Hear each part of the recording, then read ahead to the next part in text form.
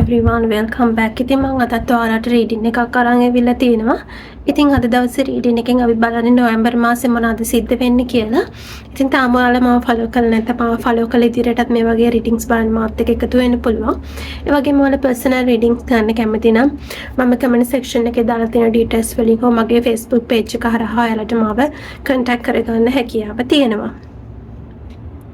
ඉතින් අදත් ෆයිල්ස් තුනක් තියෙනවා. ඔයාලට කැමති ෆයිල් එක සිලෙක්ට් කරගන්න පුළුවන්. ඔයාලට ටයිම් එක අවශ්‍ය නම් වීඩියෝ එක පෝස් කරලා ටයිම් එක ලබා ගන්න හැකියාව තියෙනවා.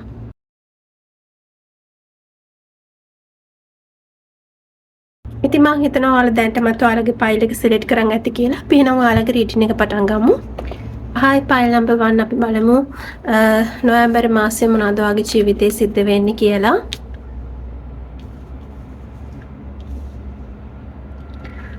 ඉතින් මම මෙතනදී දකින දෙයක් තමයි නොවැම්බර් මාසේ පටන් ගත්ත ගමන් ඔයාට යම්කිසි ගැටලුවක් ඇති වෙන්න පුළුවන්, හිතවලක් ඇති වෙන්න පුළුවන්, වේදනාවක් ඇති වෙන්න පුළුවන්.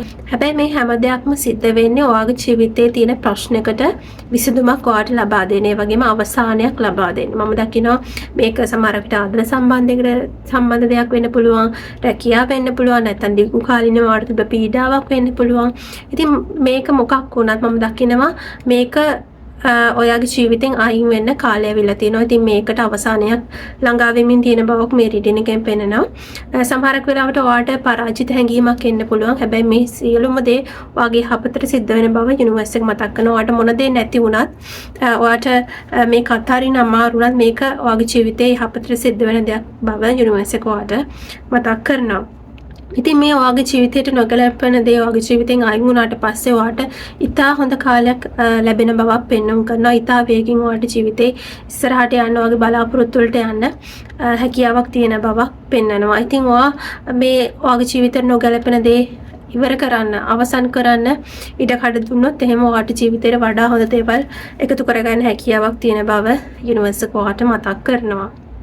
ඉතින් මේක ආදරයේ සම්බන්ධ දෙයක් නම් මම දකින ඔයාගේ ජීවිතේට නොගැලපෙන සමහරක් විට ටොක්සික් රිලේෂන්ෂිප් එකක් නැත්නම් එකතැන නතර වෙලා තිබ්බ කිසිම growth එකක් නැති රිලේෂන්ෂිප් එකක් වෙන්න පුළුවන්, සම්බන්ධයක් වෙන්න පුළුවන්. මේක ඔයාගේ ජීවිතෙන් සම්පූර්ණයෙන්ම කපා හරින්න සමහරක් විට ඔයාට නොවැම්බර් මාසේ සිද්ධ වෙන්න පුළුවන්. නැත්නම් අනිත් පාර්ශවෙන් එහෙම කරන්න ඉඩ කඩක් තියෙනවා. ඉතින් මේක ඊටාම අපහසු වේදනාකාරී දෙයක් වුණත් මම දකිනවා මේක ඔයාගේ ජීවිතයට අත්‍යවශ්‍ය දෙයක්. මේක සිද්ධ වුණාට පස්සේ මම දකිනවා ඔයාට ජීවිතේ ඉස්සරහට යන්න, වේගින් ඉස්සරහට යන්න, ඔයාට නැවත ජීවිතේ ගොඩනගා ගන්න, ලස්සන ආදරයකට අඩිතාලමක් ලබා ගන්න හැකියාවක් තියෙනවා. ඉතින් ඔයා මේ දේ සම්පූර්ණයෙන්ම අත්හැරියට පස්සේ මම දකිනවා අලුත් පුද්ගලයෙක් ඉක්මනින්ම ඔයාගේ ජීවිතේට එකතු වෙන්න ඉඩ කඩක් තියෙනවා. ඉතින් ඒ එන පුද්ගලයාත් එක්ක ඔයාට වඩා හොඳ සම්බන්ධකමක් පවත්වා ගන්න, ඉදිරියට යන ජීවිතේ ඔයාගේ ගෝල්ස් වලට යන්න හැකියාවක් තියෙන බව තමයි පෙන්වා දෙන්නේ. සමහරක් විට වර්තමානයේ ඔය ආශ්‍රය කරන පුද්ගලයා නැත්නම් තියෙන රිලේෂන්ෂිප් එක ඔයාගේ ජීවිතේ ඉස්සරහට යන්න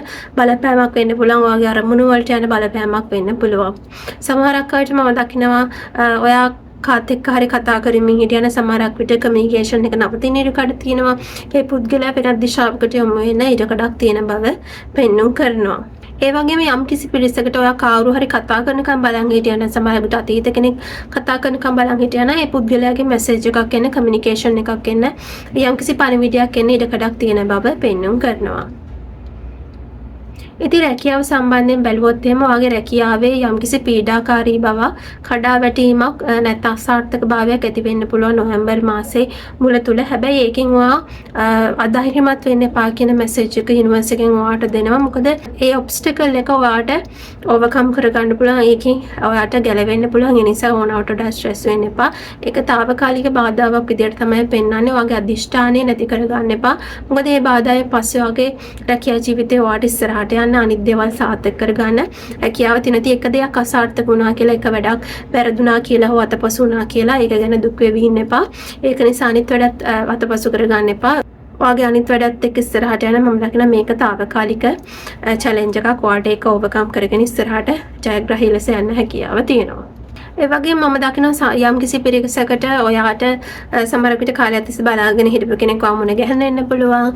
ඔයා විසිට් කරනවා බලන්න එන්න පුළුවන්. නැත්නම් සමහරක් අය ට්‍රැවල් කරන්න වගේ ප්ලෑන් කරන් හිටියා නම් මොකක් හරි ගමනක් යෙදී තිබ්බනම් ඒක එන්න ඩිලේ වුණා නම් ඒක සිද්ධ වෙන්න පුළුවන්. ඒ වගේම සමහරක් අයට විදේශගත වෙන්න වගේ බලාපොරොත්තුවක් තිබ්බනම් ඒක කාලයක් තිස්සේ පමා වෙවි නැත්නම් ඒකට බාධා පැමිණෙමින් තිබ්බනම් ඒක ඔයාට මග ඇරගෙන නොවැම්බර් මාසේ ඔයාට පොසිටිව් නිවුස් එකක් එන්න ඉඩ කඩ තියෙන සමහරක් අයට නොවැම්බර් මාසේ විදේශගත වෙන්න උනත් හැකියාවක් තියෙන බව පෙන්눔 කරනවා. ඉතින් ඔයාගේ ලයිෆ් එකේ තිබ්බ තාවකාලික බාධාවක් ඉවත් වෙලා ඔයාගේ ජීවිතය ඉස්සරහට යන බවක් තමයි නොවැම්බර් මාසේ පෙන්වන්නේ. ඉතින් මෙච්චර කාලයක් ඔයාගේ ජීවිතේ මොන හරි දෙයක් නතර වෙලා හිර වෙලා ප්‍රෝග්‍රස් එකක් නැහැ වගේ තිබ්බනම් ඒක නොවැම්බර් මාසෙදී බැකිලා ගිහිල්ලා ඔයාගේ ලයිෆ් එක ඉස්සරහට යන බව පෙන්눔 කරනවා මේ රීඩින් එකෙන්.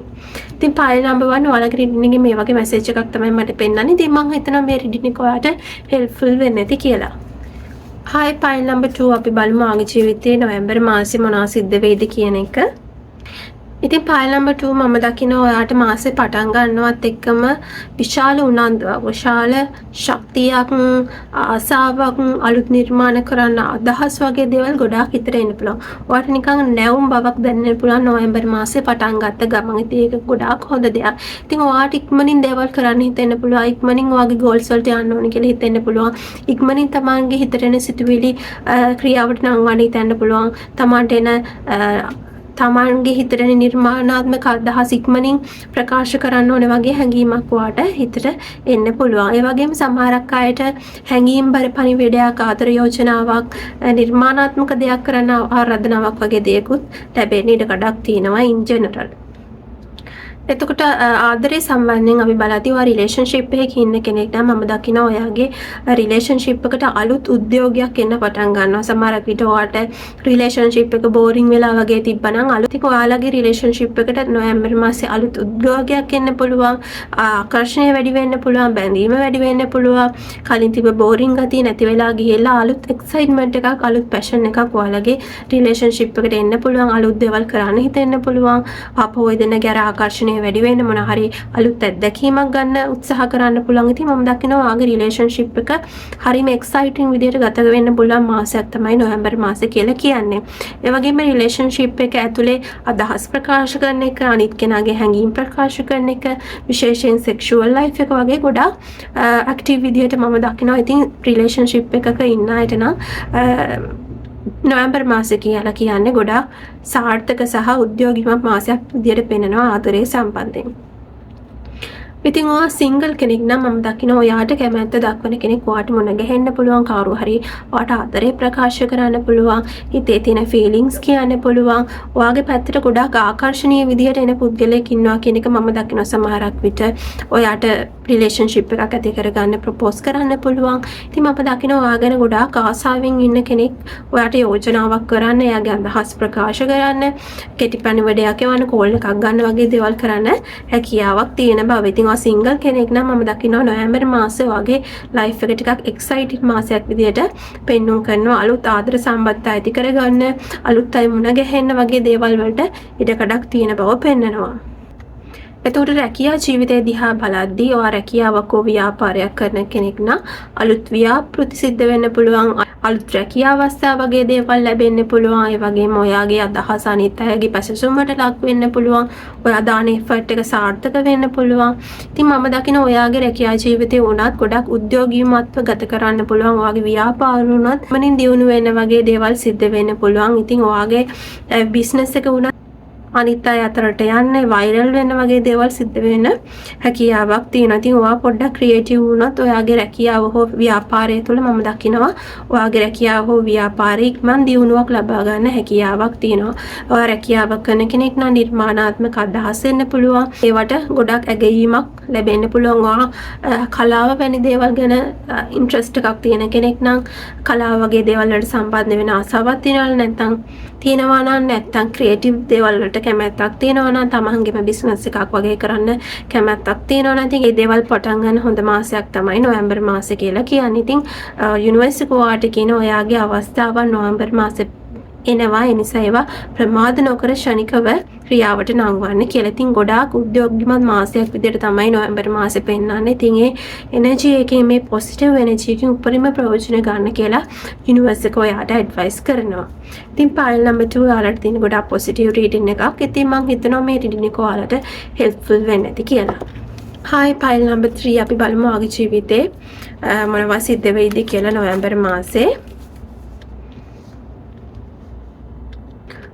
ඉතින් මම දකිනවා පයිල් නම්බර් 3 නොවැම්බර් මාසෙ කියලා කියන්නේ ටිකක් අනිත් අයත් එක්ක වැඩිපුර එකතු වෙලා වැඩ කරන්න සිද්ධ වෙන මාසයක්. සමහරක් විට රිලේෂන්ෂිප් වෙන්න පුළුවන්, රැකියාව වෙන්න පුළුවන්, ටිකක් හවුල්කාරීත්වය නැත්තම් සහයෝගය කියන දේවල් ටිකක් වඩා වැදගත් වෙන මාසයක් විදිහට මම දකිනවා. ඒ අතර සමහරක් අවස්ථාවලදී ඔයාට අවංක අය වගේම අවංක නැති අයත් මුණ ගැහෙන්න පුළුවන්. ඒක ආදරේ වුණත් වගේ අනිත් ජීවිතේ වුණත් රැකියා ජීවිතේ වුණත් සමහරක් අවස්ථාවලදී ඔයාට අවංක වගේම අවංක නැති අයත් මුණ ගැහෙන්න පුළුවන් නොවැම්බර් මාසෙ. ඉතින් ඒ අතරින් ඔයාට ගොඩක් අවංක අය කවුද කියලා ටිකක් තෝරා බේරා ගන්න සිද්ධ වෙන මාසයක් විතර මම දකිනවා නොවැම්බර් මාසෙ කියලා. සමහරක් අවස්ථාවලදී පොඩි ගැටුම් වලට, වාද විවාද වලට, පරිදි වැටහීම් වගේ දේවල් ඇති වෙන ඉඩ කඩක් තියෙනවා නොවැම්බර් මාසෙ. ඒ නිසා විශේෂයෙන් පුද්ගලයෙක් එක්ක ගනුදෙනු කරද්දී ටිකක් අවධානයෙන් වැඩ කරන්න ඕන මාසයක් විදිහට තමයි නොවැම්බර් මාසෙ පෙන්වන්නේ. ඉතින් ආදරේ සම්බන්ධයෙන් බැලුවොත් එහෙම ඔයා රිලේෂන්ෂිප් එකක ඉන්න කෙනෙක් නම් මාසෙ මුල ගොඩක් ආදරණීයව ගත වෙන බවක් පෙන්වනවා රොමැන්ටික් විදිහට.